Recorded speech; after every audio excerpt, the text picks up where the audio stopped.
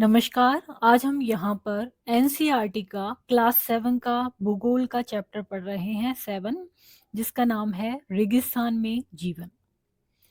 अध्याय 5 में आप पढ़ चुके हैं कि पेड़ पौधे, पशुओं एवं मनुष्यों जीव के लिए जल ही जीवन है। जहाँ पीने के लिए जल न हो, मवेशियों को चरने के लिए घास न हो एवं फसलों के उगने के लिए जल न हो, ऐसे स्थान पर किसी भी जीव के लिए जीवन कठिन ही होगा। अब हम विश्व के उन स्थानों के बारे में पढ़ेंगे जहाँ लोग अत्यधिक कष्टकारी तापमान में भी जीना सीख चुके हैं। इनमें से कुछ स्थान आग की तरह गर्म हैं तो कुछ बर्फ की तरह ठंडे हैं। ये विश्व के रेगिस्तानी क्षेत्र हैं। इन क्षेत्रों में कम वर्षा, विरल वनस्पति एवं चरम तापमान होते हैं।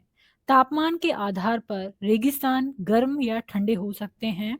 इन स्थानों में जहाँ कहीं भी थोड़ा बहुत जल उपलब्ध होता है, लोग वहाँ कृषि करने के लिए बस जाते हैं। शब्दावली में यहाँ पर है रेगिस्तान। यह एक शुष्क प्रदेश है जिसकी विशेषताएं अत्यधिक उच्च तथा निम्न तापमान एवं विरल वनस्पति है। गर्म रेगिस्तान सहारा। विश्व एवं अफ्रीका महाद्वीप के मानचित्र को देखिए। उत्तरी अफ्रीका के बड़े भूभाग पर फैले सहारा के रेगिस्तान का पता लगाएं। यह विश्व का सबसे बड़ा रेगिस्तान है। यह है सहारा रेगिस्तान और ये कहाँ पर है? उत्तरी अफ्रीका के एक बड़े भूभाग पर है और ये विश्व का क्या है? सबसे बड़ा रेगिस्तान है। यह लगभग 8.54 लाख वर्ग किलोमीटर के क्षेत्र में फैला हुआ है। क्या आपको याद है कि भारत का क्षेत्रफल 32.8 लाख वर्ग किलोमीटर है। सहारा रेगिस्तान 11 देशों में घिरा हुआ है। इस रेगिस्तान से 11 देश इसके चारों तरफ हैं। ये देश कौन कौन से हैं? ये हैं अल्जीरिया, चाड, मिस्र, Libya, Mali, Mauritania, Morocco, Niger, Sudan, Tunisia एवं पश्चिमी सहारा। तो कौन कौन से देश हैं? अल्जीरिया, चाड, मिस्र, Libya, Mali, Mauritania, Morocco, Niger, Sudan, Tunisia एवं पश्चिमी सहारा। रेगिस्तान के बारे में सोचते समय आपके मस्तिष्क में तुरंत ही रेत का दृश्य उभरता है, परंतु सहारा मरुस्थल बालू की विशाल परतों से ढका हुआ ही नहीं, वरन वहां बजरी के मैदान और नग्न चट्टानी सतह वाले उत्थित पठार भी पाए जाते हैं। ये चट्टानी सतहें कुछ स्थानों पर 2500 मीटर से भी अधिक ऊंची हैं। क्या आप जानते हैं, आपको यह जानकर आश्चर्य होगा कि आज का जो सहारा रेगिस्तान है वो एक समय में पूर्णतः हरा भरा मैदान था। सहारा की गुफाओं से प्राप्त चित्रों से ज्ञात होता है कि यहाँ नदियां तथा मगर पाए जाते थे।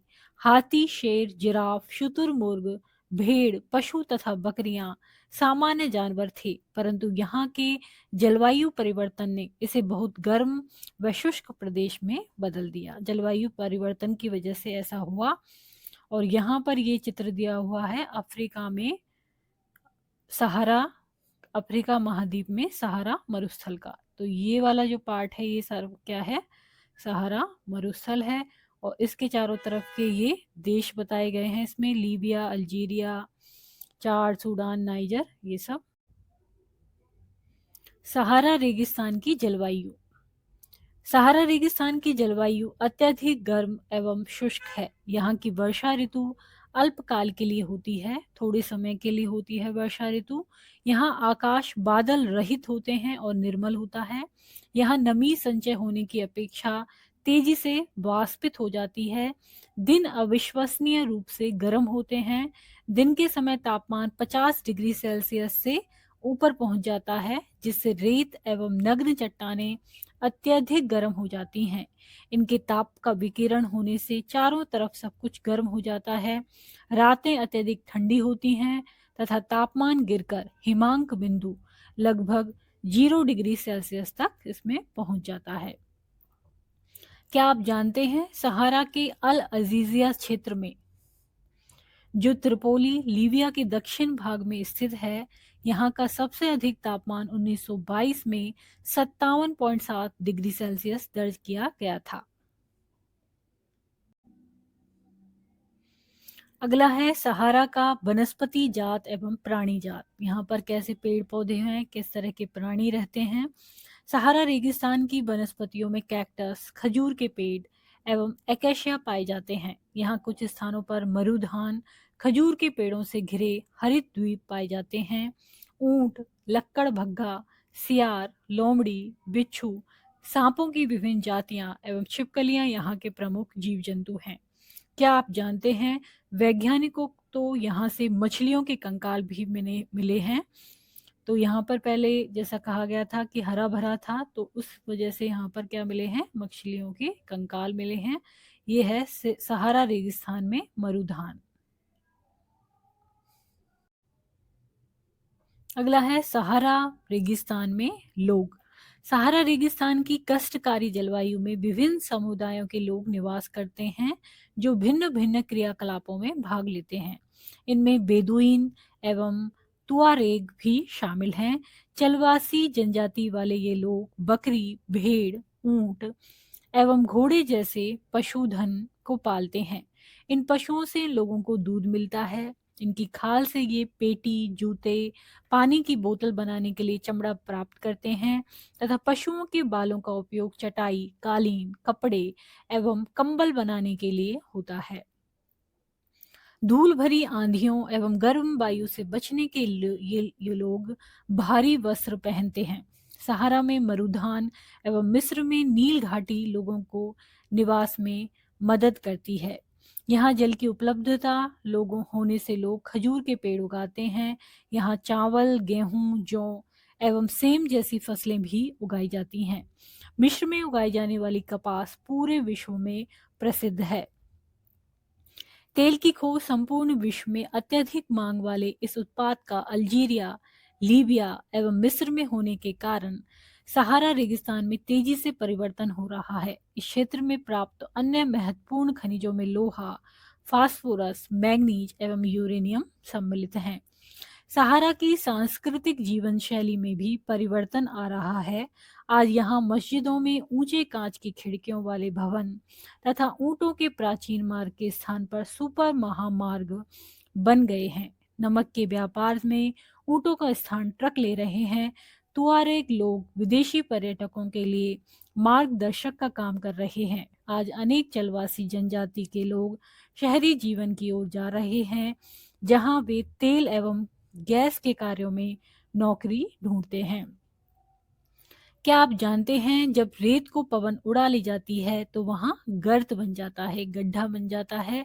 जहां गर्त में भूमिगत जल सतह पर आ जाता है, जो भूमिगत जल होता है वो सतह पर आ जाता है, वहां मरुधान बनते हैं, ओएसिस बनते हैं। ये क्षेत्र उपजाऊ होते हैं, लोग इनके आसपास निवास करते हैं एवं खजूर के पेड़ तथा अन्य फसलें उगाते हैं। कभी कभी यह मरुधान असामान्य रूप से बड़ा भी हो सकता है। मोरक्को में टैफिलालेट मरुधान ऐसा ही एक विशाल मरुधान है जो 13,000 वर्ग किलोमीटर के क्षेत्र में फैला हुआ है। ठंडा रेगिस्तान लद्दाख। शब्द की उत्पत्ति। लद्दाख शब्द दो शब्दों से बना है। ला का अर्थ है पर्वतीय दर्रा तथा दाख का अर्थ है देश। जम्मू एवं कश्मीर के पूर्व में बृहद हिमालय में स्थित लद्दाख एक ठंडा रेगिस्तान है। इसके उत्तर में काराकोरम पर्वत श्रेणियां एवं दक्षिण में जास्कर पर्वत स्थित है। यहाँ पर दिया हुआ है लद्दाख श्रेणी।